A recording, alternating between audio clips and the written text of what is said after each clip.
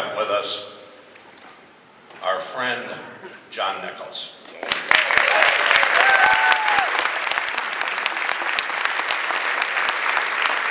Brothers and sisters, my name is John Nichols, and I come to this town in the valley, in the region where my ancestors were raised, to say that I will never apologize for trying to get this governor to move to New Hampshire and run for president, because I want my state back. I am for Scott Walker for president. I think he should start running right now. Because I do believe, brothers and sisters, that while the Koch brothers have a lot of money, they might even have enough money to buy an election in Wisconsin, but they can't buy this whole country. And just as Wisconsin is rising up, just as Wisconsin is coming to the knowledge that their money doesn't have the power of our votes, just as we are rising to that new moment where we take our state back, not to return to what we were, but to go to a greater and better progressive politics, I say, Scott Walker, yeah, you run for president. You go elsewhere. You take your Koch brothers. You see how it sells elsewhere, because we are done with what you're selling here.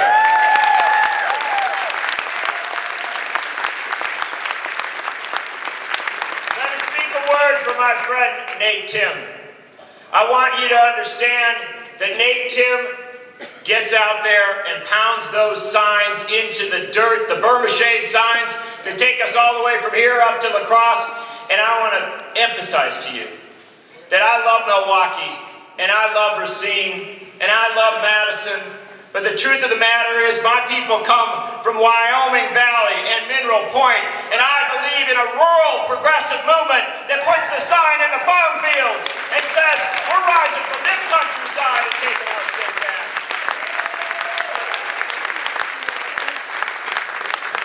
I was in New York City last night. People said, why don't you stick around? New York is fun on the weekend. It's a fun city. They said, why don't you stay here in New York? We can go to parties and we can hang out with cool people.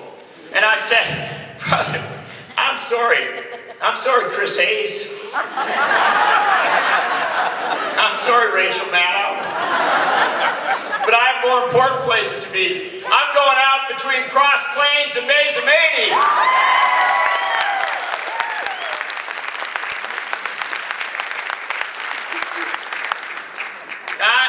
I know it's hard work to do this, but I think we can pull it off. Because it is a packed event here, some people are already standing. This little experiment will make sense, mainly for the people who are sitting. And I'm gonna ask you to do something that I don't ask people to do a whole lot. And this is even for you, Mark Miller. Ladies and gentlemen, before we do it, let me just make note that when we had a Wisconsin uprising, tens of thousands of people were in the streets. And the question was, would any politician hear us? Would anybody act on our demand that our voices be a part of this political process? The leader of the Democrats in the Wisconsin State Senate said, I hear it. And we're going to Illinois if we have to stop this. Ladies and gentlemen, Mark Miller.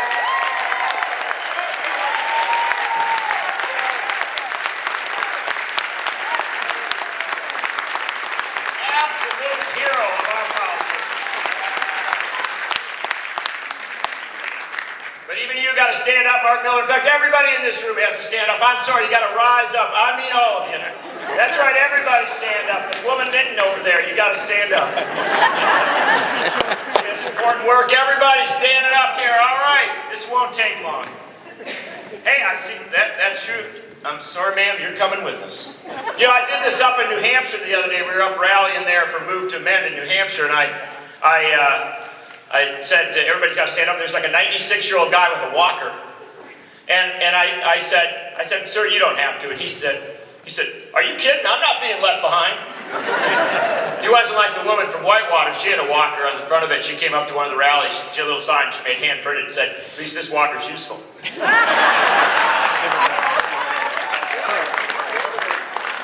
and gentlemen, I would like all the women to sit down, please. Women, stand down.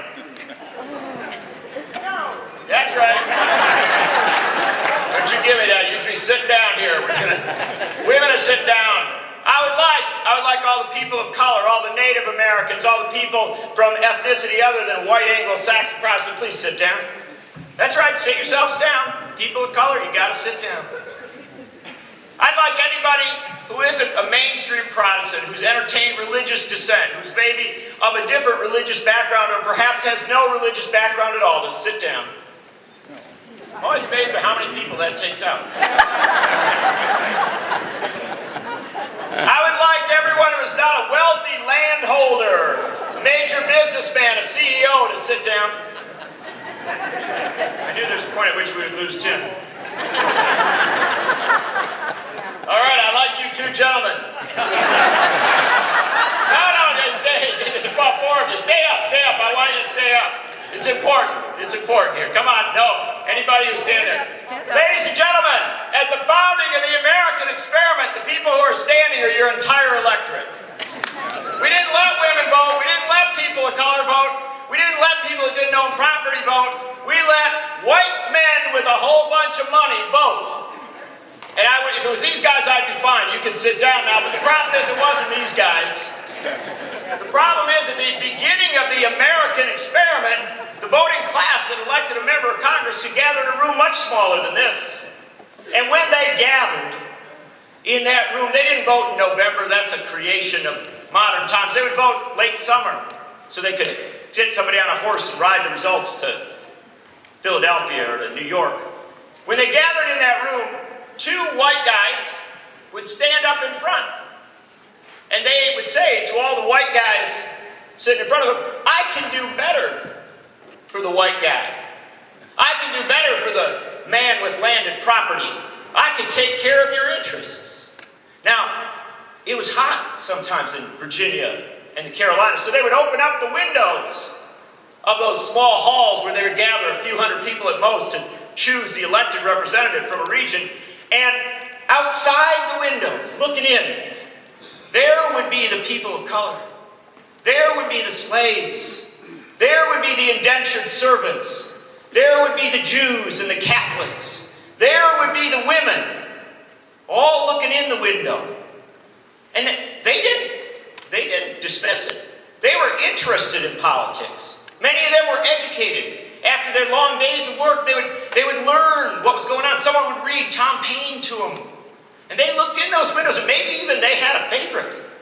They would say, I think I prefer that Thomas Jefferson to James Monroe. I never liked John Adams. I got to just be honest with you. And so they would look in, and they would find their preferences. They might even have a team they liked. Maybe they would be a Federalist or an anti-Federalist. They would all be engaged from outside. The problem is, they weren't inside. They didn't have any say. They couldn't make the laws. They couldn't hold the offices. They couldn't guide the fate of the nation where they lived. They were spectators. It was a spectator democracy. And that's how this country was founded. And the funny thing is, those white guys in that room, very few of them said, you know what, we really ought to throw the door open and invite all the women and all the slaves in here. We ought to invite all the Jews in here. We ought to invite everybody who isn't like us into this room. You just didn't hear that very often. They didn't allow slavery, the original sin of the American experiment, to be debated in our Congress for the first 60 years of this country. They couldn't even have a debate about that. Now, wouldn't it have been ironic if everybody could vote? How that might have been different. Right? They might have had a debate about it. But no, the white guys they just couldn't bring themselves to debate that issue for 60 years. Finally, they let this thing fester so badly that the great grassroots of America rose up. People from towns and places like this rose up to say, we got to change this thing. We got to fundamentally alter this thing. And if need be, we will take this country to war to end the sin of human bondage. And young men and young women, they came out of places like this. They came out of Mineral Point and Dodgeville and Cross Plains and Grant County and Iowa County. When U.S. Grant was chosen to take over as general for the Union forces in the Civil War after they were failing terribly, he came out of Galena. He came up, he said, I want the Wisconsin boys. They came up here into Wisconsin. Hans Christian Heg, he organized the Norwegians. All of the literature for their organizing for those units was in Norwegian. It was in Scandinavian languages. He would say, Norsemen, rise up. And he said, we will take our orders in Norwegian because if an English speaker tells us to retreat in the battle against slavery, we will say we do not understand and we will march forward to end this sin. That's Wisconsin.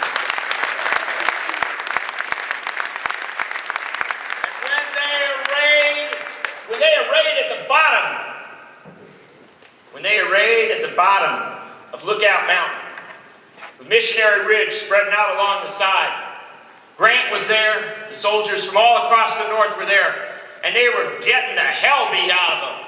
The Confederates at the top of those hills shooting down with cannons, with rifles. They were losing that war. They were losing the opportunity to break across that line and move into the Deep South. And over at Missionary Ridge, the hardest place to fight of all, Wisconsin's 24th. Those young boys, many of them teenagers from places like this, down at the bottom of that high ridge, the Confederate cannons arrayed across the top. And without the orders of their commanders, in an uncertain moment, bloodshed across those fields, those Wisconsinites decided that they could not let the Civil War be lost in Chattanooga. They could not let this struggle fall in this place. And so they started to cross the battlements, one after another. Their flag bearer was shot down and killed. The flag of Wisconsin fell to the dirt. Another young man grabbed it and began running up the hill. A Confederate cannon fired. It decapitated that 17-year-old boy. His body lay there, the flag next to it. And Arthur MacArthur scrambled over that battlement. And he picked up that flag, and he yelled, "On Wisconsin," and he ran up that hill. He took one shot, he took a second shot direct into his body, and he kept running. And the rest of the Wisconsinites saw him, and they came over the battlements. And then the Illinoisans came, and the Pennsylvanians came, and they ran into that cannon fire. They ran into those bullets, and Arthur MacArthur got to the top of that mountain. He got to the top of Missionary Ridge. He planted that flag. He yelled, "On Wisconsin," and the Union forces stormed across that line into the South, breaking the Confederate line and beginning the process of ending not just the Civil War, but the sin of slavery. That's Wisconsinites fighting for justice.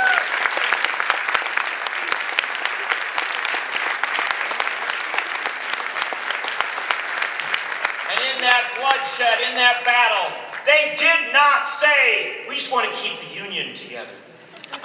Oh, we want to make sure Mississippi doesn't go someplace else." No, they fought for civil rights. They fought to say that a black man had a right to vote. Anybody here seen the movie Lincoln? What was Lincoln about? Constitutional amendment to make real the promise of the Civil War, that bloodshed was not in vain.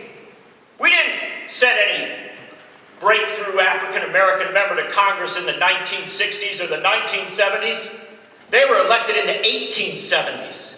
We broke through. We gave African-Americans the vote constitutionally, and then we sent troops into the South to make sure that they were able to vote. Reconstruction was an honorable activity. Reconstruction was perhaps the best thing we ever did. We went south to say voting rights for everybody.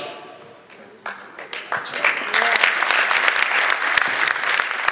But of course it wasn't everybody, was it? Because of course, when they passed that constitutional amendment, they said, well, African-American men, they got a right to vote. And so other people are sitting around there, and these women are saying, hold it. You can do a constitutional amendment and get a right to vote? We want a constitutional amendment too. And they'd already been organizing, but boy, that took off. And the women started struggling. I go to the great universities of this country sometimes. I speak to these really smart folks, these young folks. They're very well educated. Out east, a young man raised his hand up. He said, Mr. Nichols, you're talking about amending the Constitution to get money out of politics, things like that. That's hard. It's not easy like giving women the vote. I love that young man.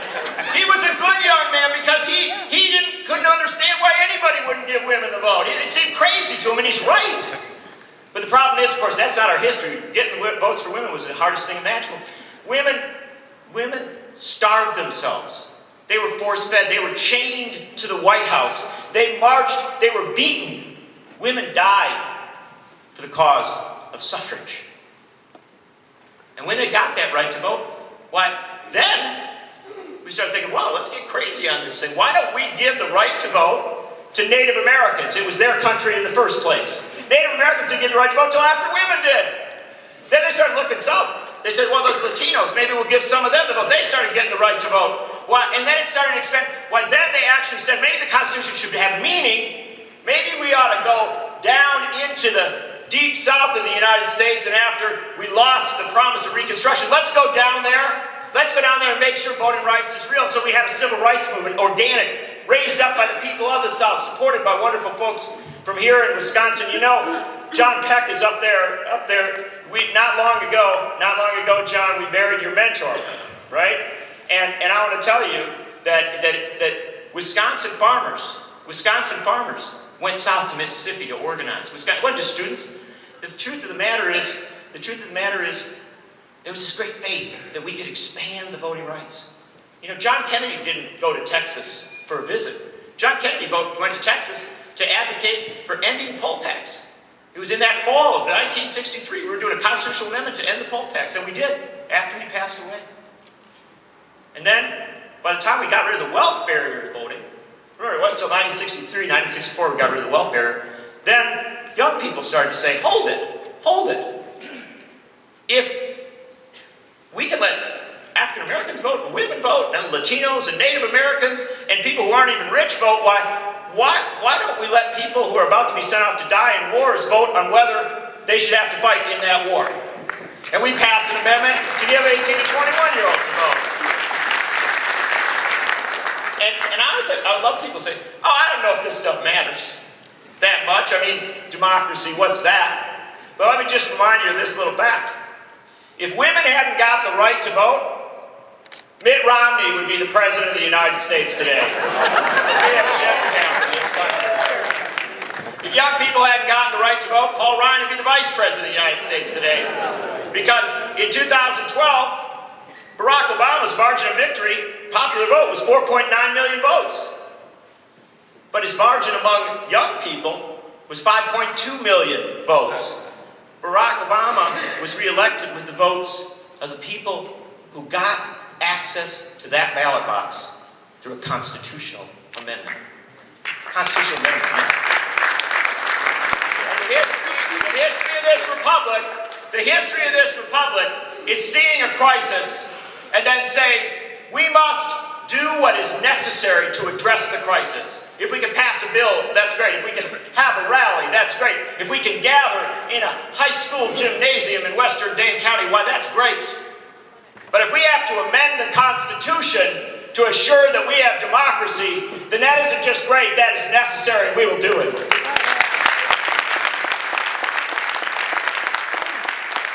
We have always amended if necessary, and so, brothers and sisters, I come to you today to say the simplest thing before we hear the wondrous words of our friend and mentor, George Lakoff. It is necessary to amend the Constitution of the United States to say, money is not speech, corporations are not people.